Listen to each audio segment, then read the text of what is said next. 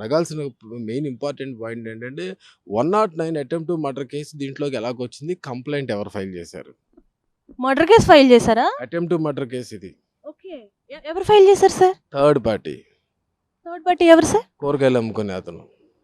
అంటే ఆయనకి ఈ గొడవకి సంబంధం ఏంటి? వీళ్ళిద్దరూ గుద్దుకుంటున్నప్పుడు ఒక వ్యక్తి వచ్చి నాకు కానీ పబ్లిక్ ఎవరికైనా కానీ ఏదైనా జరిగితే ఏమవుద్ది అంటే ఇది నీకు సంబంధం లేదు, నీ పని నువ్వు చూసుకో, ఇది మా ఇద్దరం గొడవ అని చెప్పి అతన్ని బెదిరించారని రిపోర్టులో ఉన్న సారాంశం.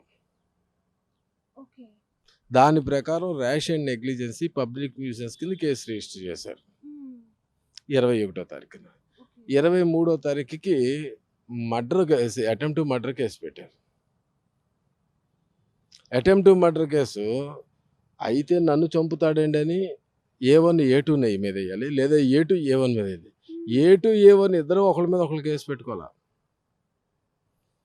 ఎటు వచ్చి కూరగాయలైనా చంపుకుంటారని నాకు తెలిసిందండి అని చెప్పి ఇచ్చిన రిపోర్ట్ మీద ఇది కేసు కట్టారు. అంటే ఆయనకి ఎవరు చెప్పారంటే వీళ్ళిద్దరు చంపుకుంటారని? పోలీసు వాళ్ళు మీరు వెళ్ళి పోలీసు వాళ్ళని అడిగితే చెప్తారు. నాకు అది వాళ్ళకి ఎవరు చెప్పారో అది విచారణలో వాళ్ళు చెప్పాలి హానెస్ట్గా. సో వీళ్ళు గతంలో పోనీ అటాక్స్ కూడా ఏం చేసుకోవాలి వీళ్ళిద్దరూ. వీళ్ళిద్దరూ జస్ట్ మైనారిటీ తీరింది 18, 19, 20 సంవత్సరాల వయసు స్టూడెంట్స్ వీళ్ళిద్దరూ. గతంలో కొట్టుకోవాలి, వెరీ క్లోజ్ ఫ్రెండ్స్ వీళ్ళిద్దరూ. సో థర్డ్ పార్టీ అలాగని వీళ్ళిద్దరికి ఒంటి మీద కూడా గాయాలు లేవు.